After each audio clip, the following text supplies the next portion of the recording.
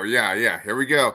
What's up, horror fans? Pete here from the Lassercast, where we review horror movies and streaming shows from all different eras. And right now, we're talking about a brand new movie that is on Shudder right now, Destroy All Monsters. Danny. Neighbors. I have been calling it Destroy All Monsters all week long, and it's because we are covering Monarch. We just recorded our season finale of Monarch, Legacy of Monsters. Yes. We've been watching so much Monsterverse content. There is a Godzilla movie called Destroy All Monsters, and I have been calling Destroy All Neighbors, Destroy All Monsters all week. And I was kind of waiting and almost hoping that you were going to slip up. Yes. So right on cue, man. I make these little banners on the bottom now for our show, and I kept writing fucking Destroy All Monsters. I'm like, no, it's Neighbors. I recorded a short review of this Wednesday night, and it took me like 20 minutes to record a 60-second review because I would keep going. Just got home from Destroy All Monsters. Fuck. And I have to keep restarting the video. But yes, this movie is Destroy All Neighbors.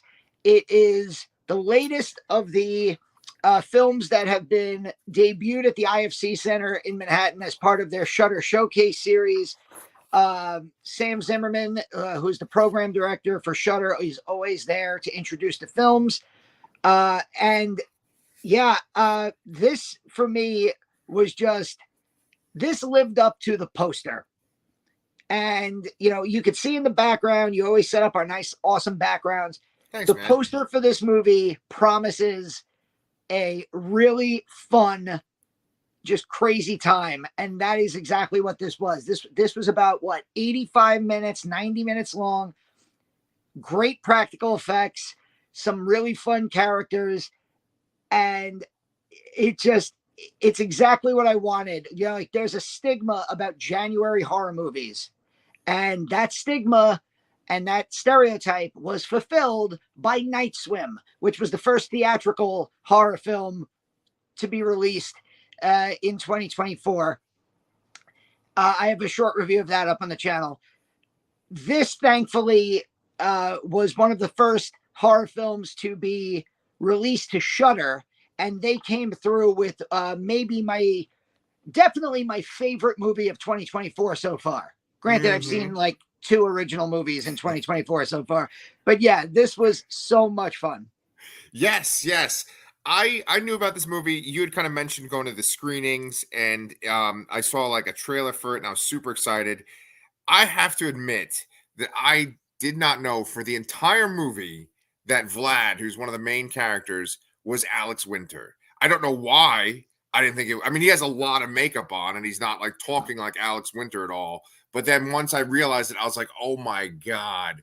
And it's so funny because I've never seen Freaked, but I think it's probably kind of in a similar vein to this.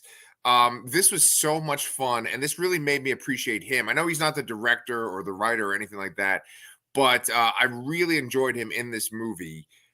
It's funny when I was on his Twitter account and I looked up an article on this movie. They didn't call it a horror comedy like I did in our description for this video. They called it a splatter comedy, and I think that's really interesting because there's not really any kind of horror in it. There's horror elements with undead and stuff like that, but there's nothing scary. There's never a moment where they're trying to play up a jump scare. Well, this is definitely much more of a comedy with horror attached to it than it is a horror movie that throws some jokes in there. They play this very close to the vest with the comedy elements basically from the beginning. And look at who the cast is. Again, you mentioned Alex Winter, who is fantastic. And thankfully, I don't know I don't have any friends or close friends named Billy or William who I see very often, because if I did, I'd be like, hello, Willie, all the time because of this movie. Right.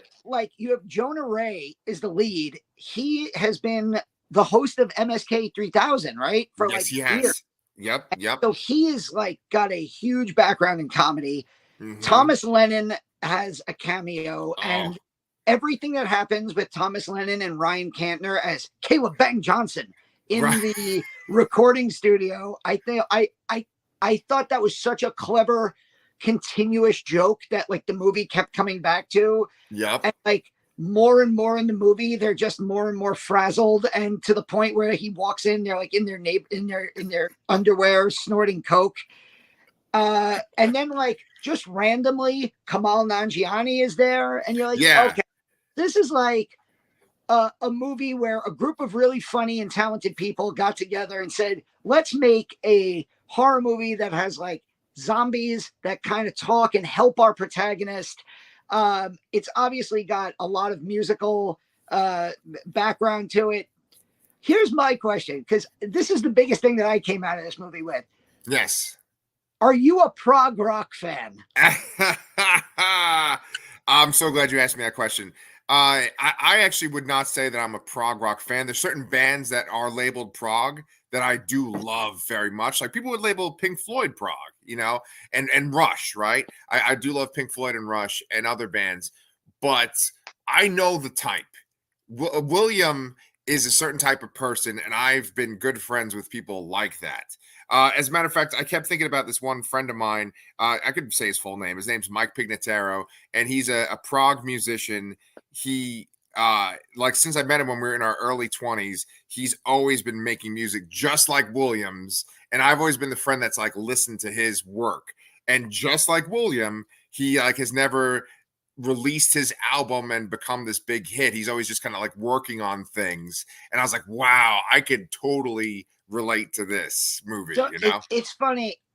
That term prog rock is something I've heard of, like progressive music. Right, I right. just Progressive never. rock. So like when I hear prog rock, I think of characters like William. I think of like Mm-hmm. those Mm-hmm. musicians who Mm-hmm. think that their shit is so original and just nobody does it like this. Right. And then I like Googled prog rock, and I Right. got like a list of bands on a website, like the greatest. And I'm looking at the list, and I wrote them down, and I'm like, wait a minute. Yeah. Pink Floyd and Rush were the first two. I'm like, I fucking love Pink Floyd. Yeah.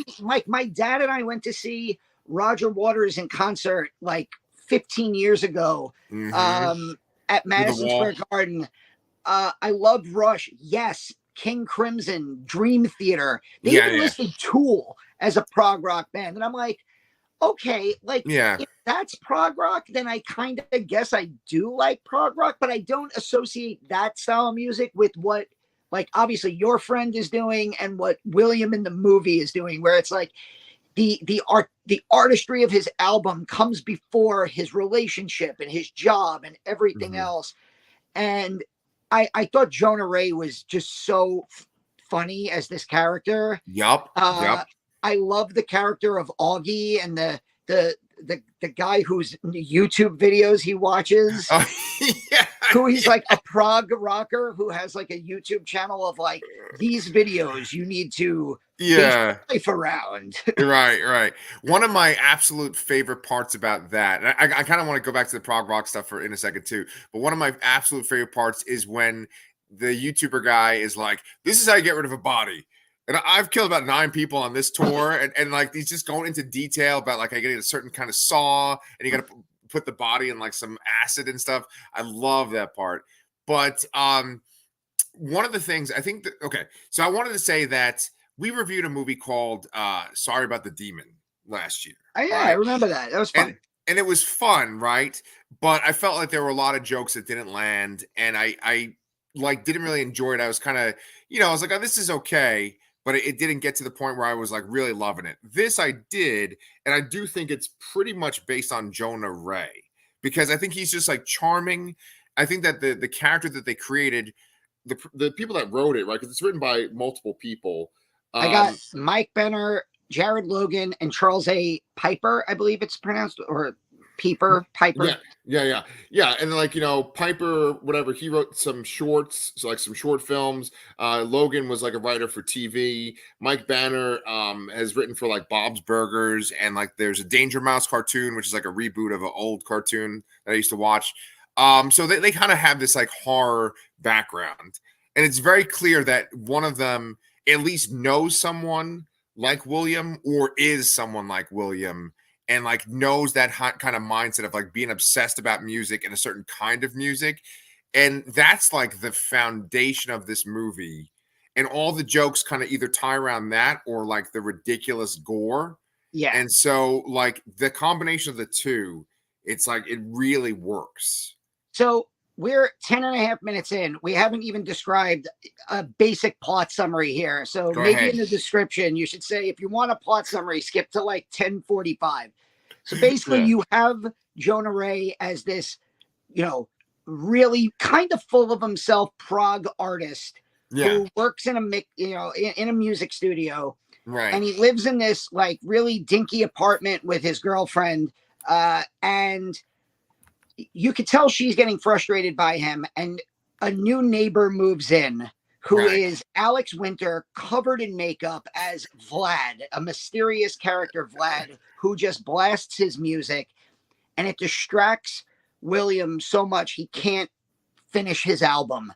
And an encounter in the apartment between him and Vlad goes wrong.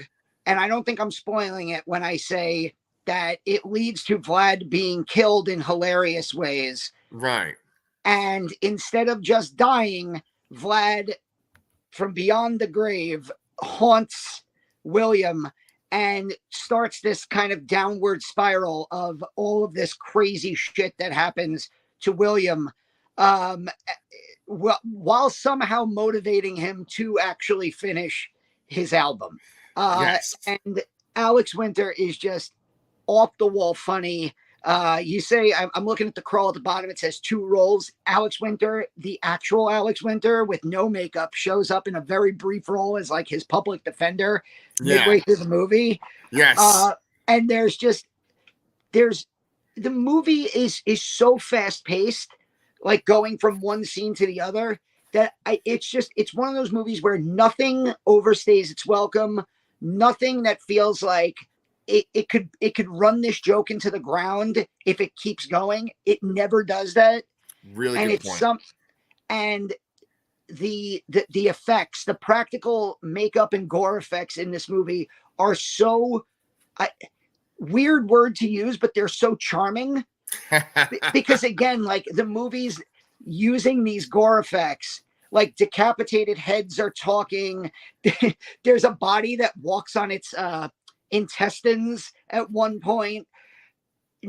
It's never trying to scare you. No. And so that could run the risk of being too silly, but it never gets to that point because you're always so kind of, especially in modern horror, I'm just always so impressed to see good practical effects. It reminded me of almost the Astron 6 guys and the work they did on like Psycho Gorman and The Void with like, there's puppets and there's, prosthetics and there's just, obviously they're putting a tube in something and shooting blood out, and it works. Like I'm just more inclined to just love shit like that. I actually watched a movie on Screambox, and I did a short review of it too, called Onyx the Fortuitous and the Talisman of Souls.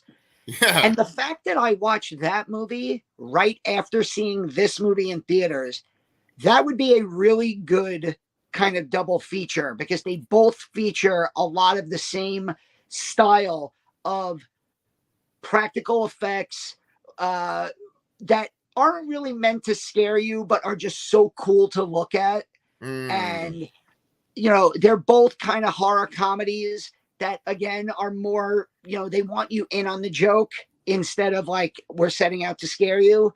So that would be like a nice little Shudder / Screambox double feature if you get a chance. Huh. Yeah, I saw you posted that. That's a really good point. I'm really glad that you brought up Psycho Goreman because this feels like it's in the vein of that as well.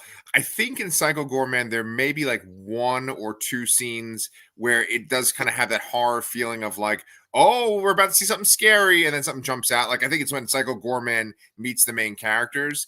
But this movie, like I said, I think there's only like one jump scare, and it's when Jonah finds something in the basement, but otherwise, like, there's nothing like where it's like, oh, we're setting up something scary. Like the ghosts are coming to haunt Jonah. There's nothing like that in this movie.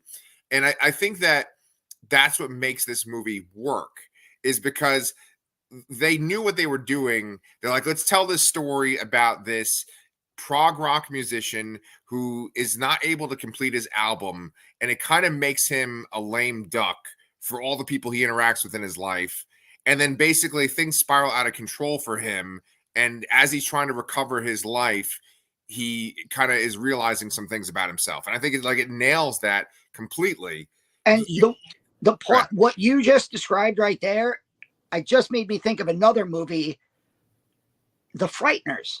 oh, okay. The, Yes. the Yes. Yes. Frighteners, which Peter Jackson takes that movie into full horror at the end. Yes, absolutely. But the setup of The Frighteners is kind of this like loser character, not really a loser, but a guy who's really just has a one set mind, is focused on like, I have to finish that house.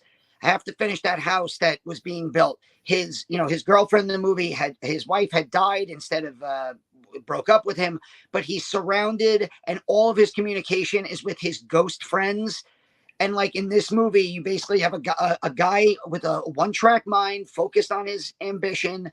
Everything else is falling apart around him, and he's surrounded by the undead talking back to him throughout the movie. Yeah. It kind of reminded me of The Frighteners in a way. Yeah, really good point. And I think we'd be remiss to not mention that there's these other neighbors besides Vlad that are characters in themselves. And you have all these other people, all of them are kind of recognizable. I think his landlord is the mom from Karate Kid, right? Oh my goodness. I didn't even look her up. I knew So, she looked familiar. yeah, Randy Eleanor. Heller. Eleanor, yeah, Randy Heller. I'm pretty sure it's her because she was on like Cobra Kai recently, and I'm like, oh, is that the mom from Karate Kid? I'll have to look that up later. But yeah, I mean, clearly we really like this movie. I think that we actually didn't spoil things that could be spoiled in it. I think you can still go watch it and enjoy it if you have it on Shudder. This is not a movie. Like, even if we talked spoilers for 20 minutes, I still think this is a movie that upon your first watch is going, there are just some scenes that naturally are kind of shocking, not scary, but like, oh, I can't believe that just happened. Right. It really, I don't think, like, even if we were to describe those things beat by beat, watching it for the first time, you're going to have a blast. I would totally recommend this movie for like, oh, you're having some friends over on a Friday night and you're having a couple like drinks and let's watch a fun horror movie with the guys. Like, this is the kind of movie, and I know it's January 14th now. Right. This is a movie that I could totally see us talking about in 11 months as one of my favorite movies of the year, horror-wise, because I want to go back and rewatch it right now. I saw it at the theater. I love IFC in Brooklyn. I love the IFC Center in Manhattan. I love that they do this Shudder Showcase. And it's been great to go to these Shudder Showcase movies. But like coming home, like, this is a movie I would run to show Charlotte. I think she'd have a blast with it. And it's the kind of and it's the kind of movie that, like, I can't sleep. Last night I was up till 3 a.m, couldn't sleep. No reason. Absolutely no reason. Didn't have any late night coffee. Just couldn't sleep. Can't sleep. Boom. Destroy All Neighbors, Not Monsters. And it's like just a fun movie to throw on in the background. Yeah. I'm grading papers in bed. Boom. Great movie to just throw on in the background. And I think the writer, the director, whose name we didn't mention, Josh Forbes, I think everyone involved understood the assignment when it came to this movie. And 90 minutes, short ass movie, super fun. Yeah. There's nothing I can even. There are no nitpicks available for me with this. Yes, yes. I totally agree, and I'm glad we're on the same page. And the point that you made is something I did think while watching it. I was like, oh man, this is a movie that will probably make our top 10 for 2024. And if you want to know our top 10 of 2023, Pete just edited the shit out of our top 10 video from last year. He took about an hour and 40 minutes worth of video and got it down to a clean hour, where we break down our top 10 horror movies of 2023. You can find that up on our channel. I also have the Destroy All Neighbors short. If you want to watch 45 seconds of spoiler free, watch the movie and then come back and watch this. And Onyx the Fortuitous, which is on Screenbox. A lot of fun. Check out my short review of that as well. And if you haven't seen it, go on Shudder. And if you live in New York City, go on ifccenter.com, look up when their next Shudder showcases are. Sometimes they get full casts and crews there and they do Q&As. Sometimes Sam Zimmerman just shows up, gives a nice little introduction, and they play the movie. And they're usually nice and early too. It was 7 o'clock on a Wednesday, so it was great. The week of its release. So I got to see it a few days early, get my review up. But yeah, that's my little summary there. Nice. Oh, and check out my Maximum Overdrive coffee mug from Gutter Garbs. Oh God, Fucking that's so awesome. fucking hot. If I didn't have crippling debt, I would buy that too. They're only $20, and I bought both of them. So yeah, you know, hey, I'm a teacher who lives in New York. Crippling debt is my middle name. There you go. Nice. And on that note, we have to bounce, but you heard all the things that Danny plugged. Make sure you are subscribed to the Lasser Cast, and we will check you all out